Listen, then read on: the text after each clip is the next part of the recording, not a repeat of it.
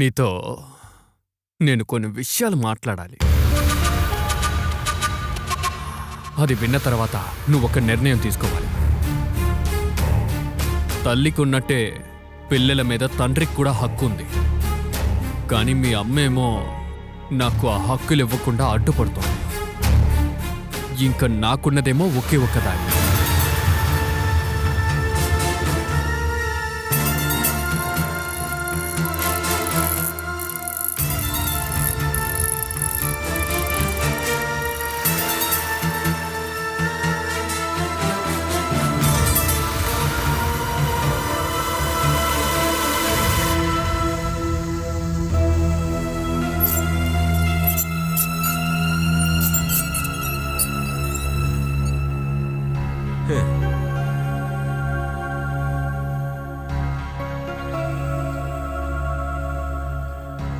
ఏమండి, మీరు వెళ్ళి బాలాని చూసారా? సరేలే, పిచ్చోళ్ళ తిరుగుతున్న వేణి దగ్గరికెళ్ళి బాలా మంచి చెట్ల గురించి అడిగామనుకో ఒకే గుద్దుతాడు. అందుకనే వాళ్ళ ఇంటికి వెళ్ళలేదు. అయ్యో, ఏమండి, బ్యాంకులో రోడ్డు గోల్డ్ పెట్టడానికి వెళ్ళి గొడవ పడిన విషయం బాలానే నాకు ఫోన్ చేసి చెప్పిందండి. వేణుని పోలీసులు కస్టడీలోకి తీసుకున్నారేమోనండి. ఏమే, వీడిని పోలీసులకు అప్పగిస్తే వాళ్ళ చుట్టూ తిరగాల్సింది వీళ్లే కదా. కేసేం కాలేదనుకుంటా. అయితే ఎంక్వైరీ చేశారా? బాలా పనిచేస్తున్న బ్యాంకుకి వెళ్లి రత్నాకర్ సార్ని కలిసొస్తున్నా. ఆయనే ఈ విషయాలని చెప్పారు. బాలా జీవితంలో ప్రశాంతంగా ఉండకూడదని తను నిర్ణయించుకున్నట్టున్నాడు. లేదంటే తను పనిచేసే చోటుకు వెళ్ళి ఇలా గొడవ పెట్టుకుంటాడా? ఏమే, బాలా మగవాళ్ళు పనిచేసే చోట పనిచేయటం వాడికి ఇష్టం లేదు. బాలా తన భార్య అని బాలా చెప్పటం వల్లే ఈ రోల్డ్ గోల్డ్ తాకట్టు పెట్టడానికి తీసుకొచ్చానని చెప్పాడట.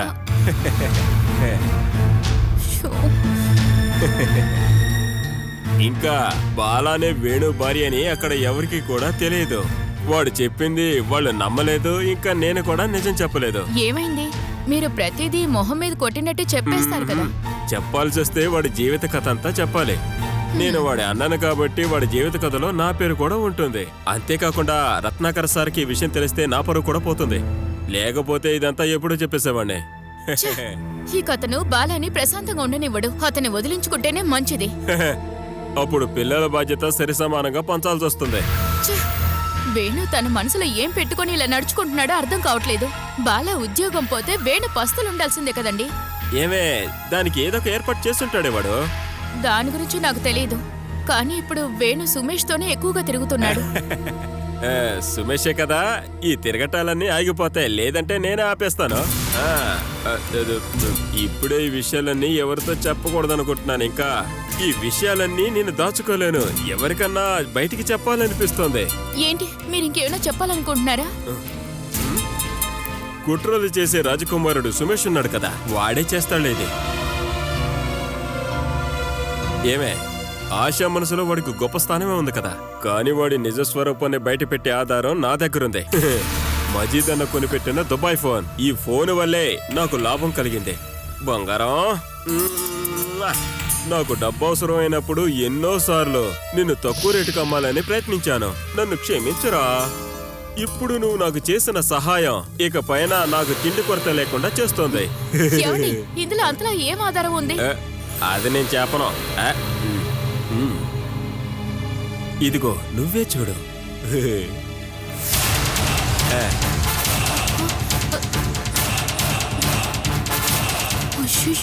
బాగుంది కదా. అయిపోలేదు, ఇప్పుడే మొదలైంది చూడు.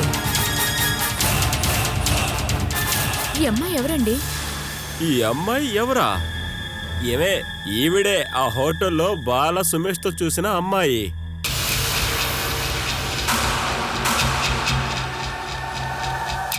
ఇన్ని రోజులుగా ఈ అమ్మాయిని కనిపెట్టే ప్రయత్నంలోనే తిరిగాను. కానీ ఇంత త్వరగా పని అవుతుందని అనుకోలేదు. ఎవరి దీన్ని వెంటనే ఆశకు చూపించాలండి. తన ముద్దుల మొగుడి బండారు వింటో తను కూడా తెలుసుకోవాలి కదా.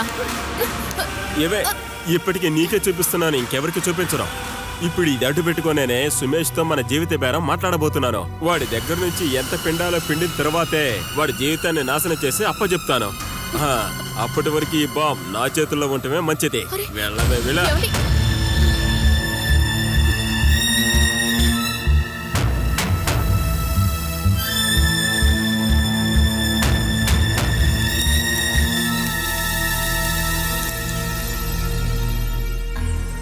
మేడం తీసుకోండి.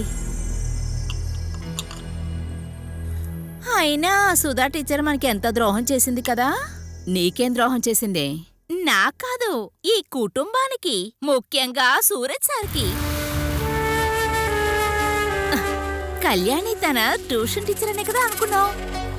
సరే, ఇప్పుడు సీతారా గారింటికి వెళ్ళి సూరజ్ సార్ గారిని చేసుకోమని అడుగుదామా? నువ్వు మాట్లాడుకోలాలి. సూరజ్ కనుక నీ మాటలు వింటే వెంటనే పంపించేస్తాడు. సుధా టీచర్ అని చెప్పకుండా వాళ్ళ ముందుగా బాలసుధా టీచర్ అని చెప్తే బాగుండేది. ఛే, ఊరికే ఆశ చూపించారు. ఛే, ఇవేమీ తెలుసుకోకుండా నేను పెళ్లిదాకా వెళ్ళాను. ఎంత అవమానం కదా. అయినా మీరు చాలా తొందరపడ్డారు మేడం. బాలని నిజమైన సుధా టీచర్ అని అప్పుడు మనకి తెలియదు కదా. నిజానికి సుధా టీచరు మన అందరినీ మోసం చేసింది కదా. ఈ బాలసుధా కదా కళ్యాణి చిన్నప్పుడు కనిపించకుండా పోయినప్పుడు పెంచింది.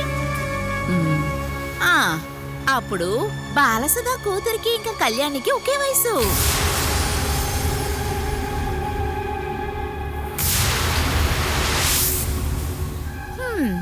అలా అయితే మేడం నేను ఊహించింది నిజమే.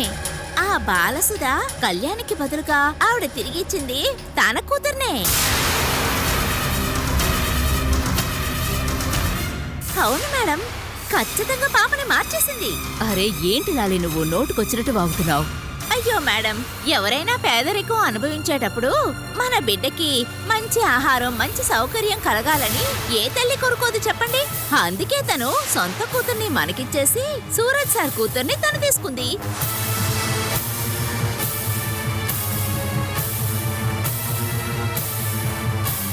ఏం జరిగిందో ఇప్పుడు తెలుస్తుందా మేడం? సూరజ్ సార్ కూతురుగా ఇక్కడ పెరుగుతున్న ఆ కళ్యాణి నిజానికి బాలసుధా కూతురు.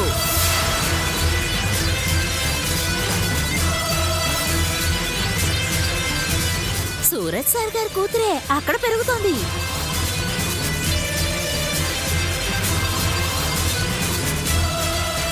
సరిగ్గా పుట్టిమచ్చ భుజం మీదే ఉంది. అవును మేడం, పిల్లల్ని మార్చేసింది.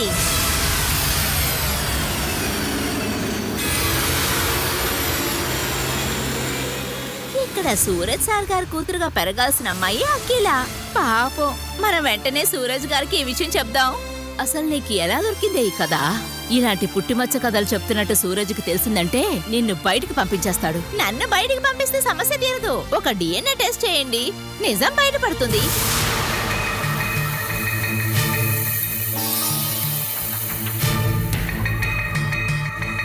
మన పాప భవిష్యత్తుని మనమే పాడు చేయకూడదు.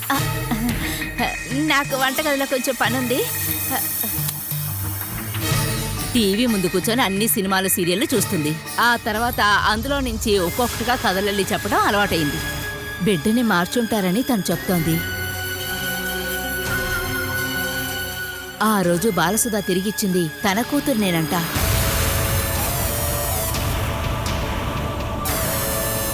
సూరజ్, నువ్వెక్కడికి వెళ్తున్నావు? డిఎస్పీ ఆఫీస్కి వెళ్తున్నాను. ప్రవీణాని జయకుమార్ అక్కడికి పిలిచినట్టున్నారు. నష్టపరిహారంతో పాటు బ్యాంకులో కొలగొట్టిన క్యాష్ అంతా 6 నెలల్లో తిరిగిచ్చేస్తానని చెప్పారు. బాలా ద్వారా తెలిసిన ఈ నిజం వల్ల మనం అవమానాల నుంచి తప్పించుకున్నాం. నేను డిఎస్పీ ఆఫీస్కి వెళ్ళాలని నాన్నకి చెప్పమ్మా. నాన్న లోపల పడుకొనున్నారు, నువ్వే చెప్పెళ్ళొచ్చుగా. నువ్వే చెప్పే అమ్మా. ఏదైనా అవసరమైతే నేను అక్కడికి వెళ్ళి కాల్ చేస్తానులే. సరే గాని బ్యాంకు విషయం ఏం చేద్దామని? వారం రోజుల్లో ఏదో ఒక నిర్ణయం తీసుకోవాలి. ఒక పెద్ద ఆపద నుండి మనల్ని కాపాడింది బాలాని. తనకొక థ్యాంక్స్ అయినా చెప్పాలిగా. నీ వల్ల కాకపోతే నేను వెళ్తాను. అమ్మా, నువ్వు ఇప్పుడు ఎక్కడికి వెళ్ళక్కర్లేదు. ముందు మన బ్యాంకులో జరిగిన డబ్బు మోసం బయట ఎవరికీ తెలియకుండా ఉండాలని నేను ప్రయత్నిస్తున్నాను.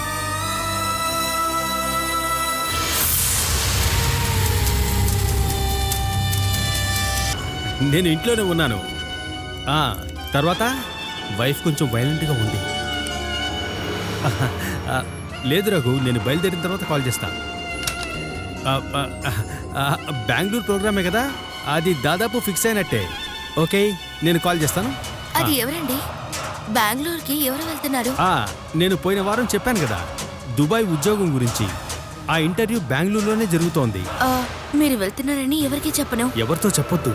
అంతా రెడీ అయిన తర్వాత ఈ ఇల్లు వాకిలి అమ్మేసి నిన్ను మీ ఇంటికి చేర్చిన తర్వాతే నాకు ప్రశాంతంగా ఉంటుంది. మాక్సిమం 6 నెలలే. ఆ తర్వాత నేనే వచ్చేస్తాను. మీరు లేకుండా నేను మాత్రం ఎలా ఉండగలనండి? హ, వీడియో కాల్ ఉంది కదా, 30 గంటకు ఒకసారి కాల్ చేయొచ్చు కదా. అదేంటి 30 గంట లెక్క? అది క్లోజ్ గా ఉండే వాళ్ళ లెక్క. ఒక్కసారి చూస్తే 50 నిమిషాలు మళ్ళీ చూడాలి అనిపిస్తుందట. అందుకే నేను 30 గంట అన్నాను. ఓ అలాగా. అది సరే, ఇప్పుడు మీరు ఎక్కడికి వెళ్తున్నారు? టౌన్ వరకు వెళ్తున్నా. రేపే తిరిగి వస్తాను. రేపా? ఒక ముఖ్యమైన పని, వెళ్ళే తీరాలి. అయితే 30 గంటకు ఒకసారి కాల్ చేయనా?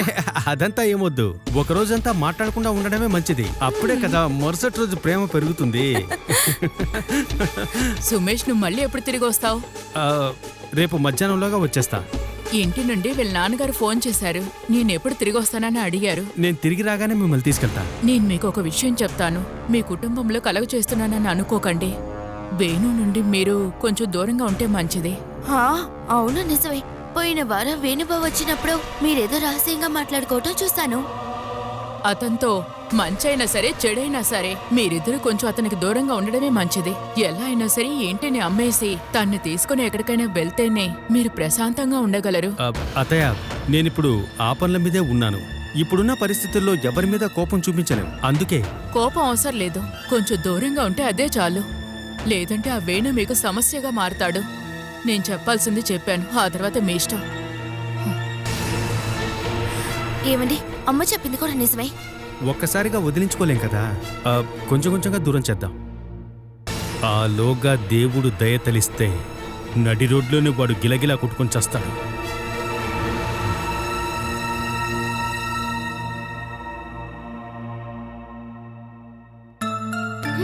త్వరగా పెట్టండి. ఈరోజు అన్నం కాకుండా నూడిల్స్ చేస్తే మీకేమైంది? ముందు నాకు గవర్నమెంట్ ఉద్యోగం దొరకని, ఆ తర్వాత నూడిల్స్ చేసిస్తాను. అఖిలా, అన్నం వడ్డిస్తున్నాను రా. మీ అక్కకేమైందిరా? పిలవక ముందే వచ్చి వడ్డిస్తుంది కదా. అఖిలా, కావాలంటే వచ్చి తింటుందిలే అమ్మా. నూడిల్స్ కావాలేమోలే. నువ్వేంటి నిద్రపోయావా? తినేసి పడుకోవచ్చు కదా. రా కూర్చో. నాకు ఆకలిగా లేదమ్మా. అలా చెప్పకూడదు.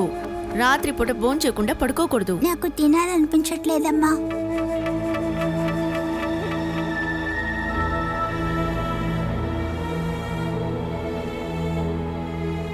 జ్వరం ఏం లేదు. తలనొప్పిగా ఉందా? కడుపు బాలేదా? ఏమైందమ్మా? ఏం లేదమ్మా.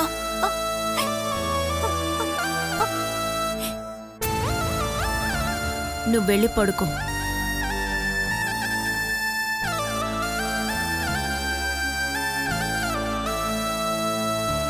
విను, నేను వడ్డిస్తాను. నాకు నూడిల్సే కావాలి. ఈరోజు అన్నం తిను, రేపు అమ్మ నూడిల్స్ చేసి పెడుతుంది, సరేనా? మొత్తం అంతా తినాలి. చాలు. చాలా? ఇంకొంచెం వేసుకోరా. ఇదిగో తినరా.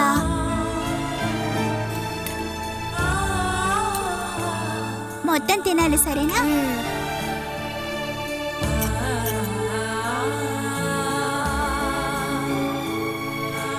ఇదిగో ఇది కూడా తిను, బాగుంటుంది.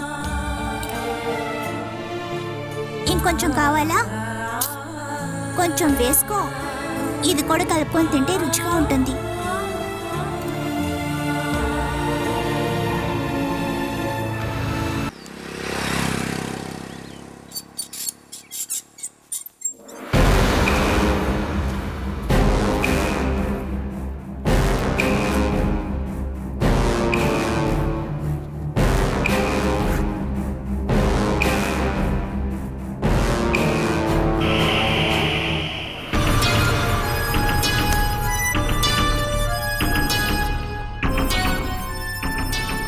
అక్కని టీ పెట్టమని చెప్పు.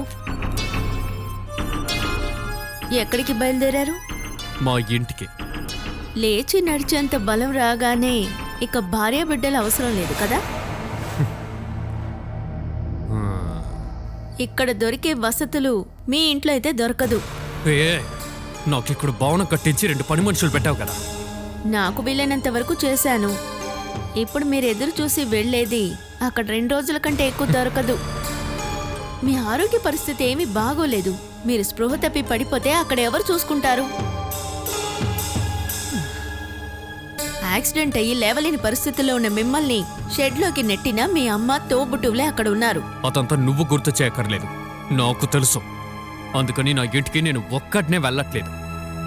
అంటే ఏమిటి అర్థం? నేను ఒక్కడనే ఆ ఇంటికి వెళ్ళట్లేదని అర్థం. మనం కలిసే వెళ్తాం. మన ఇద్దరం ఉండడానికి అక్కడ ఒక ఇల్లు ఉంది. నిన్ను పిల్లల్ని నేను అక్కడికే తీసుకెళ్తాను. త్వరగా వెళ్ళి రెడీ అయ్యిరా, మనం వెళ్ళాలి. నేనొస్తాను. అక్కడ ఉండడానికి కాదు. నేనెంత బాగా చూసుకున్నా నన్ను తిట్టిపోసి ఇక్కడి నుంచి వెళ్ళిన మీ అమ్మ పరిస్థితి ఎలా ఉందో తెలుసుకోవడానికి. అమ్మ గురించి తెలుసుకోవడానికి కాదే, నాతో జీవితాంతం ఉండడానికి నిన్ను తీసుకెళ్తాను. అందుకే ఇంకెవరినైనా చూసుకోండి. హే,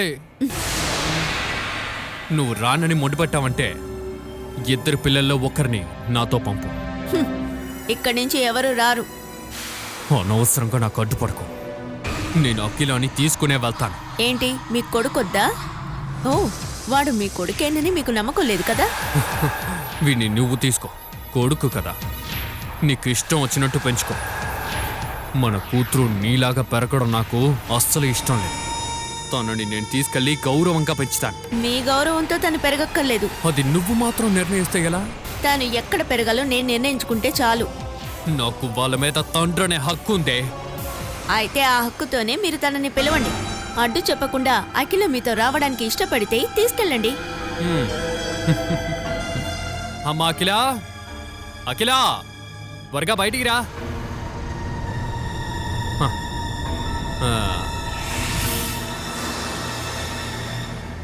మీ శబ్దం విన్నా కూడా తనకి భయం. మీరు వెళ్ళాలనుకుంటే దయచేసి వెళ్ళండి. అఖిలా, అఖిలా, బయటికి రా అఖిలా. బలవంత పెట్టి నా కూతుర్ని మీరెక్కడి నుంచి తీసుకెళ్లలేరు. అఖిలా, బయటికి రా.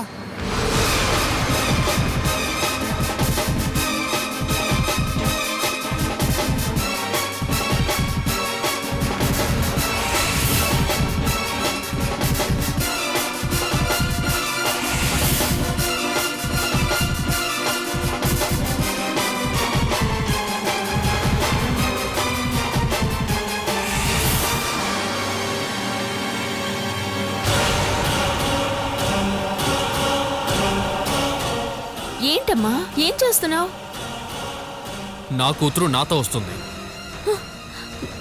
నువ్వెక్కడికి వెళ్తున్నావు? నేను నాన్నతో వెళ్తానమ్మా. ఏంటి?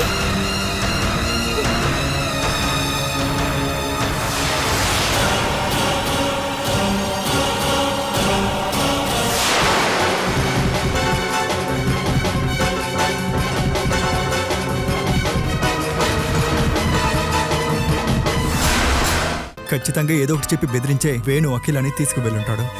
తనకు అక్కడ ఏదైనా జరగకముందే మనం వెళ్ళి తనని తీసుకొస్తే బాగుంటుంది.